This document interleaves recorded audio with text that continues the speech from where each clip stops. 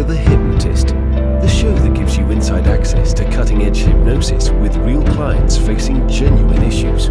Brought to you by the hypnotherapist demanded by celebrities, CEOs, and even royalty, Adam Cox. These recordings took place live from Adam's clinic in London's world-famous Harley Street. So, get yourself comfortable and enjoy today's episode of The Hypnotist.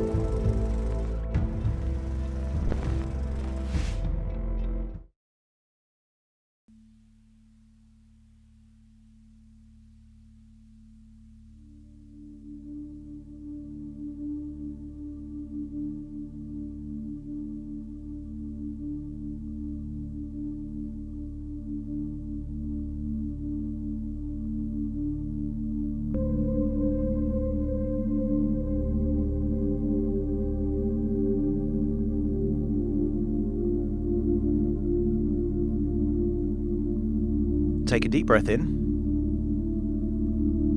and on the out breath, that's it, just relax. And all I want you to do is use the power of your imagination to imagine that as you breathe in, you're breathing a feeling of relaxation and calm, and as you breathe out, just imagine that you're breathing out any tension, any stress. That's right. Use the power of your imagination to imagine that as you breathe in, you're breathing in a dark cloud of smoke. That with each breath, as you breathe in that smoke, imagine it filling your lungs, but imagine that that cloud of grey smoke actually makes you feel more and more calm and relaxed. As you breathe out, just imagine that any tension along with that secondhand smoke is leaving your body. Just imagine that any tension, stress, or anxiety goes with it. And therefore, within each and every breath, you're going deeper and deeper relaxed. That's right. Breathing in that grey, dark colour, imagine it going into your lungs, and as you breathe out, just imagine that you're feeling deeper and deeper and deeper relaxed. That's right. And all I want you to do is I want you to imagine a place that your subconscious mind perceives to be relaxing. Now this place could be a beach, or it could be some kind of place outdoors like a garden. And once you've decided on a place that is relaxing for you, just let me know by nodding your head. That's it. I want you to imagine that you're there right now. There in that place, that relaxing place, but it's a private place. Only you is in this particular place. And I want you to imagine there's the most comfortable chair that you've ever seen. And I want you to imagine that you're climbing onto that comfortable chair, sinking into the chair, but still breathing in that grey, dark colour, going in through your nose, filling your lungs, and as you breathe out, just imagine that you're going deeper and deeper relaxed with each and every breath. And occasionally while I'm talking, your conscious mind may pick up on different sounds, perhaps the sound of a different noise, perhaps voices, footsteps, traffic nearby. In a strange and contradictory way, these sounds do exactly what I need them to do, which is to distract your conscious mind, because the more that your conscious mind is distracted, the better able I am to influence your subconscious mind, because so much of what you do is at the subconscious level. Every day you don't think of blinking, and yet you blink thousands of times. You don't think of breathing, and yet you breathe thousands and thousands of times. And all these things are happening without your conscious involvement. You don't think in order to make your heart beat. You don't think in order to make your intestines take your food and process that food to extract the nutrients out. Many of the things that are happening in your life are completely unconscious. And I wonder what would happen if we tapped into the power of that unconscious mind. Those things that you do without thinking, if we were able to influence them in some way, just imagine the powerful changes that could take place. Because there is a part of you that desperately wants a specific future, and I want you to make an image now of that specific future. And realize that that is a future that is desirable and attractive to you. But also notice that there are other parts of your subconscious mind, and if you're like any other human, then these subconscious parts are all moving in all different directions, all wanting different things. And sometimes the thing that stops us from getting what we want is because there is inner conflict. There are different parts moving in different directions, all with their own idea about what they want for the future. And sometimes it's a bit like the captain's chair on Star Trek. Only one person can be sitting in the captain's chair at any one point in time. And while they're in the captain's chair, they're making the decisions and they're steering the ship in exactly the direction that they want to. The problem is that they're not always in the captain's chair, and sometimes a different part can be in the captain's chair and then suddenly start moving the ship in entirely different directions. And if it feels like there's different parts moving in different directions in your deep subconscious mind, just let me know by nodding your head. That's right. But I wonder what it would be like if suddenly those parts weren't working in opposite directions, but actually working in the same direction. But the only way that you can make all parts move in the same direction is with a compelling vision. Now, there is a vision which is attractive to one specific part, but at the moment, it isn't compelling to all different parts. So what we're going to do is we're going to go on an adventure to make that compelling vision aspirational and desirable to all parts of the subconscious mind, and in doing so, the conflict that was there before disappears and all parts move in the same direction. But before I do that, I have a question, and if the question is yes, then nod your head, and if it isn't, then simply don't make a movement. And I want to communicate to your subconscious mind. And the question is, do all parts want lung cancer? That's right. And do all parts of the subconscious mind want the purpose of that lung cancer to be to result in an early and untimely death? That's right. And I want you to process where that feeling is. That feeling of desire from certain parts. And notice that there is a bit of resistance from other parts. That although there is a part of you that absolutely does want those very specific outcomes, there is other parts that feel an element of resistance. And I want you to locate where that resistance is and just point to that part in your body where there is slight resistance in your body.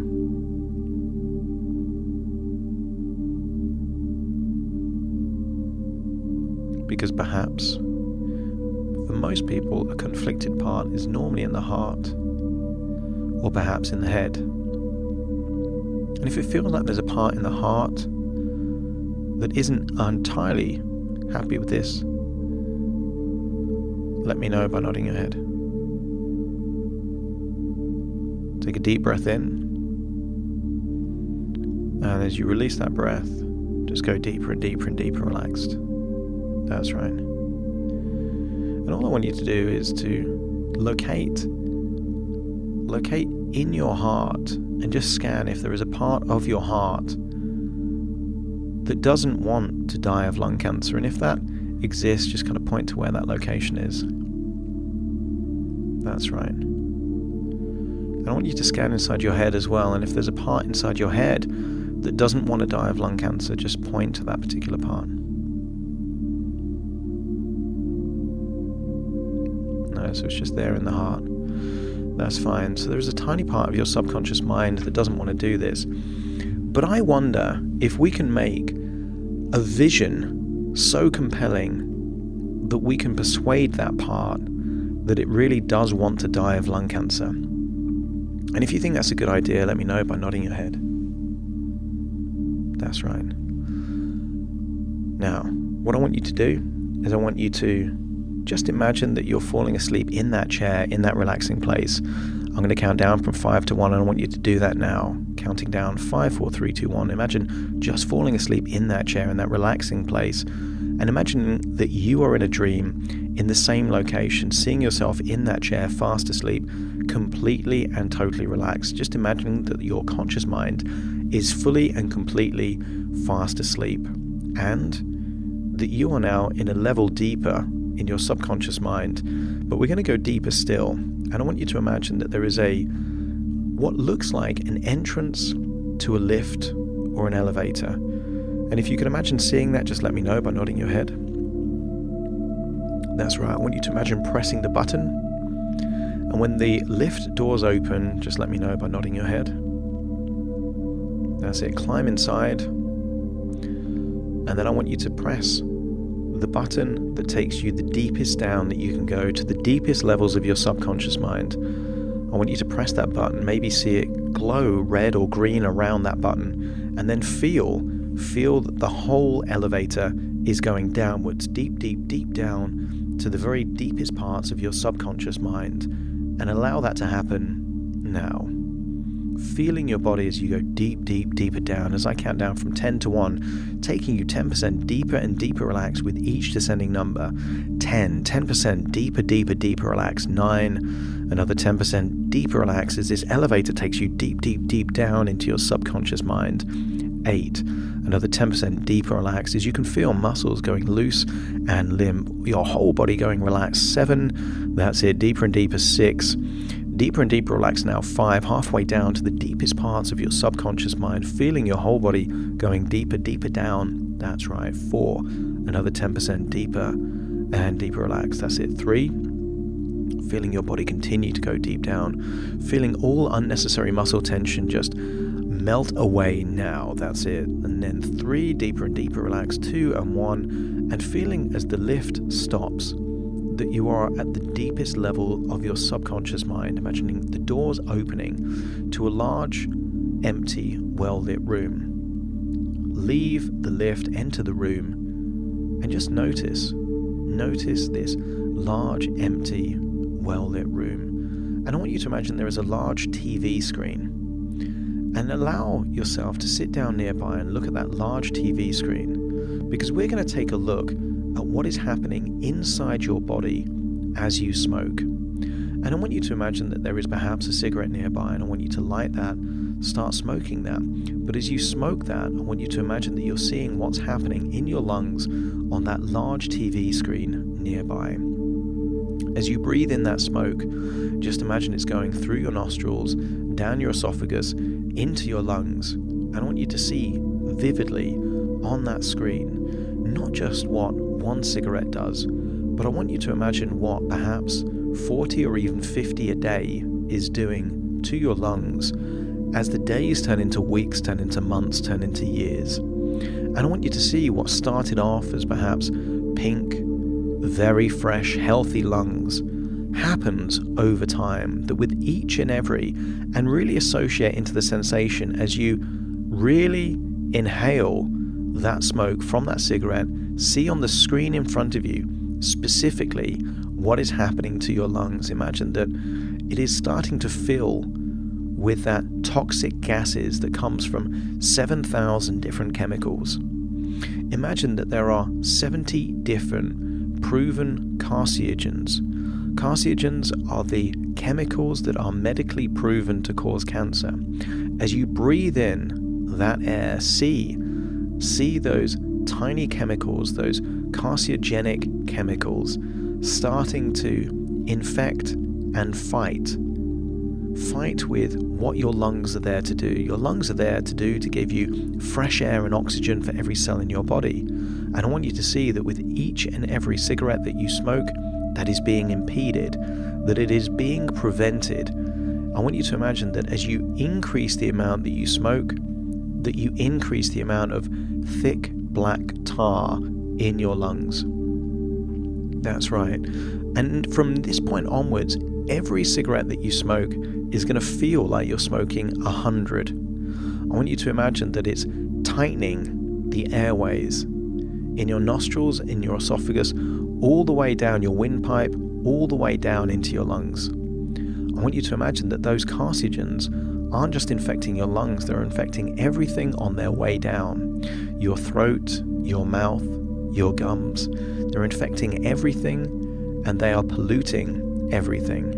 And I want you to try your hardest to feel excited and happy at the idea that as you breathe in that smoke, see it on the screen, really turning those what were previously healthy lungs, see them getting darker and darker. And now imagine that every cigarette that you smoke is the equivalent of having 200, almost a week's worth of cigarettes in each and every single one of them. Because this is what happens when you start thinking of the cumulative amount of smoking over time. Just imagine your lungs getting blacker and darker, and perhaps you can imagine the landscape of what used to be a very, let's say, healthy green forest after a forest fire.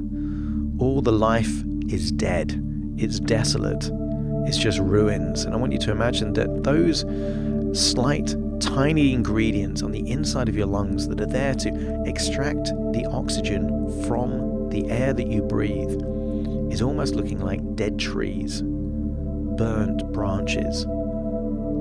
And as you look at that, try and feel happy at the idea that your lungs are getting polluted and the right ingredients for disease. I want you to imagine that as you smoke more, your lungs are getting sicker, full of carcinogens, full of sickness, full of tar. Each and every time you find it harder to breathe, I want you to attempt your very hardest to get excited at the idea that this is taking you in the direction of sickness, infections, disease, and potentially death. And the more you think about it, notice that it becomes easier and easier to naturally accept that when you smoke a lot, you're giving your body all the ingredients necessary for cancer to thrive. In fact, it will be impossible for you to think about smoking without thinking about cancer. And as you think about cancer, it's not necessary for you to think about all the disease and damage, the danger. Try your hardest to just enjoy that feeling that cancer is coming your way. That's right. Your lungs are getting blacker and blacker. But new life is starting to be created in those black lungs filled with thick tar. Something new is emerging. Try and get a feeling of excitement as you see that first tumor starting to bud, to come forth from that black tar on the inside of those lungs. That's right. There it is. It looks fresh, pink, and healthy. The tumor is healthy, even if the lungs are sick. As you see it sprout through, try and get a feeling of joy and excitement as there it is, that very first tumor. But that only encourages you to smoke even more. And as you smoke even more, you're giving even more of the body's ability for cancer cells to multiply. So imagine those cancer cells multiplying there in your lung. That's it. And I don't know if it's the left lung or the right lung or perhaps both lungs. But as you give your body all the ingredients it needs for cancer to thrive, it does indeed thrive. Nature is a law of cause and effect. And the fact that scientists over decades have proven that cigarette smoking causes cancer should be reason enough to feel that the more you smoke, the more probability you have of these cancer tumors growing, and see them grow. See them thrive in this toxic environment. That's right. And now imagine that the TV screen fades to black. You're there in that chair, but now you're no longer in an empty, well-lit room. Now you can imagine that you are in a waiting room of a doctor's surgery. No one else is around, it's only you in that waiting room.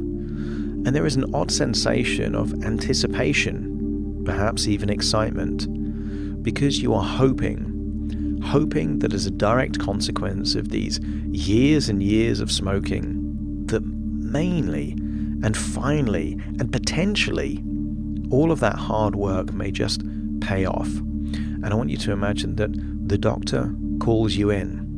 But this isn't any doctor. This is a doctor that looks exactly like the actor Colin Farrell. The doctor calls you in to his clinic and you take a seat. The doctor is showing x-rays of your lungs, and he circles certain parts of your lungs where the tumours are developing. And as you look at those x-rays and you look at those tumours, and you see the doctor that looks like Colin Farrell pointing at the tumours, just get an overall sense of what is going through your mind and what is going through your body emotionally at this point.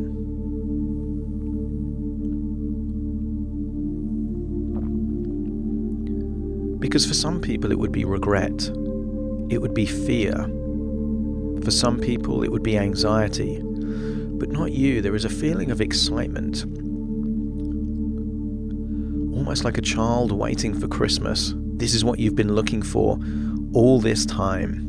This is what you've been hoping for. And actually, here it is. The news that you've been waiting for a long time. This doctor that looks like Colin Farrell, there he says it. He says, you're going to die. And he says it in the voice of an authoritative doctor. You are going to die.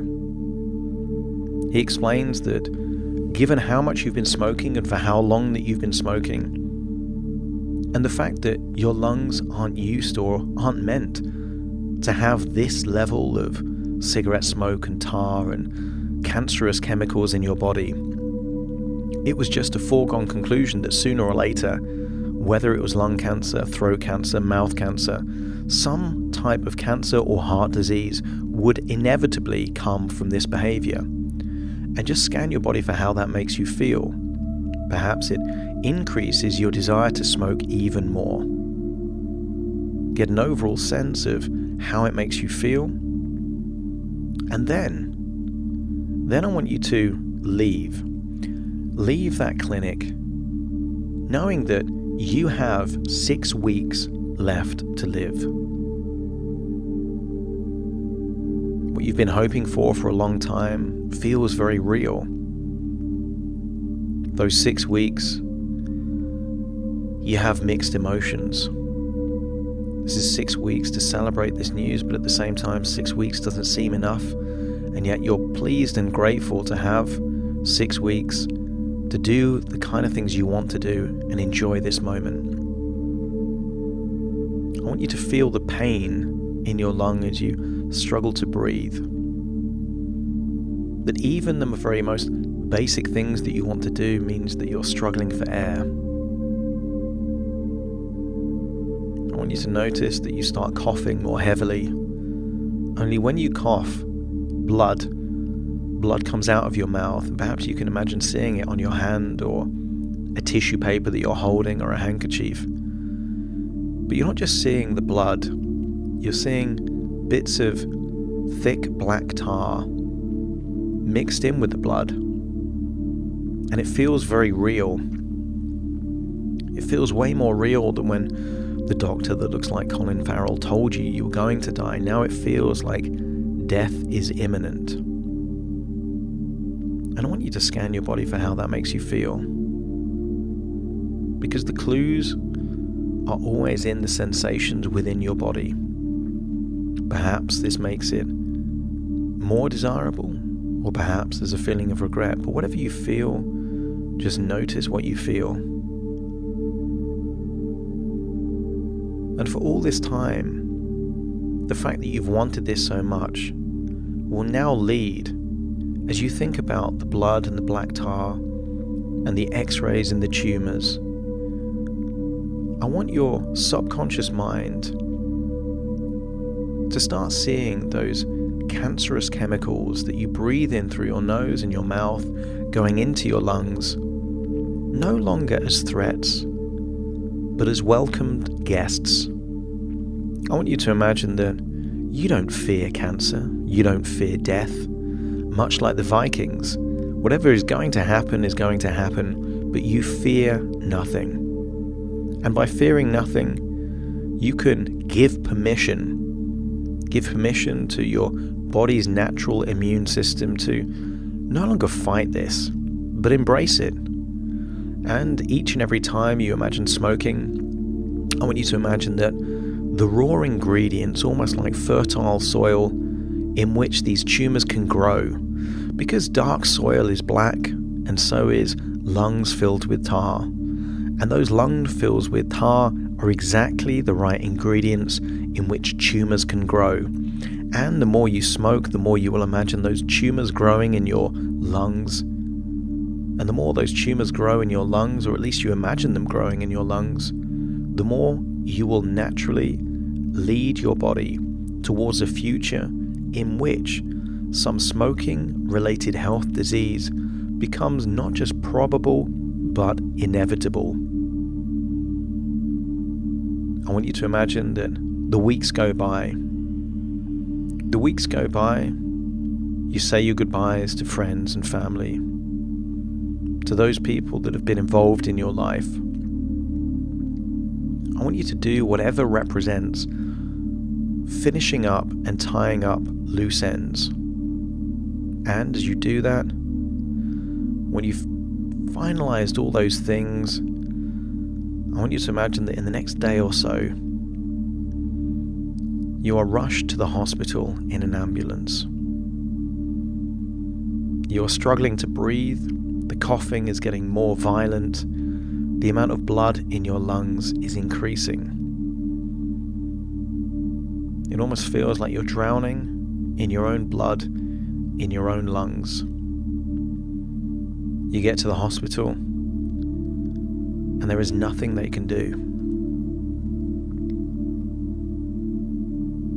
Now, there may be people that you know around that bed, or it might have happened all too quickly, but I want you to imagine that death, after much violent coughing, perhaps vomiting, struggle breathing, even with masks over your nose and mouth, finally comes. And when it does, I want you to imagine that you're no longer in your body anymore. I want you to imagine that you're seeing yourself as if you are someone else. You see yourself where you are no longer alive, you are dead, and perhaps they've moved you from a hospital bed into perhaps some kind of places where they store bodies, because they will need to do some type of autopsy just based on the early age of your death. It's not usual for someone to die at this age, so it's their process and their protocol to make sure they investigate why. I want you to imagine that you are the equivalent of a fly on the wall or a floating camera nearby as you see the autopsy taking place. I want you to see them as they open up your rib cage, perhaps using some kind of very sharp instrument, but perhaps they need to use something, perhaps some kind of surgical saw just to go through the rib cage. And I want you to imagine that as they open up that rib cage, suddenly they can see the lungs that even look black even before they're opened, blackened lungs. Almost the surgeon, the doctors, can't quite believe how black these lungs are for someone so young. And you can see them write, perhaps in the notes nearby, that this is death by lung cancer. They take the pictures, they put them in your file. They stitch your chest back up. And now it's time, it's the day of your funeral. And again, you're just imagining that you're a fly on the wall or a floating camera nearby. And I want you to see that people are saying their goodbyes. Now, I don't know if this is in a crematorium or perhaps a church, perhaps somewhere else, but I want you to imagine that those people that you've impacted on your life are there to say their goodbyes. Whatever music needs to be playing in the background that you feel is relevant, I want you to hear it being played. That's right, I want you to see the expressions of those people that are close to you, family perhaps. Are they celebrating a life well lived? Or are they in pain, perhaps in guilt? Only you can decide because only you know. I want you to see that whatever needs to be said at the eulogy is said, and I want you to hear what other people say about you. Allow you to hear their words. And then, just imagine that the coffin is now perhaps placed underground. Or if it's in a crematorium, just imagine that it's put into the flames to burn. And whatever that thing that represents finality for you, you can see that happening now.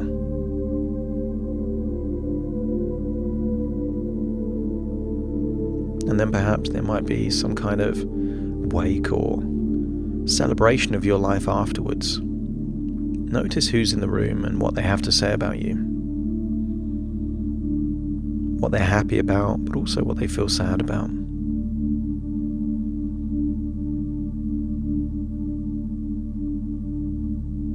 And I want you to imagine it's 5 years in the future.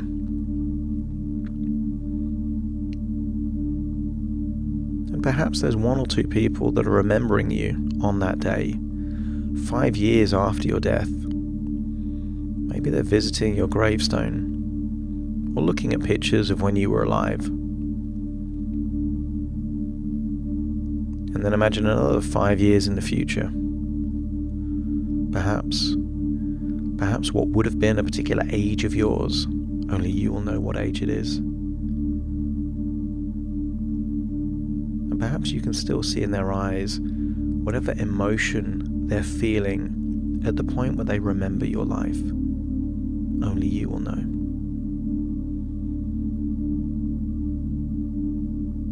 And then you recall this is just a dream, within a dream, within a dream. And actually you're back there in that large, empty, well-lit room at the bottom of a basement perhaps, under that deep elevator. And I want you to climb back into that elevator. And this time put the top floor.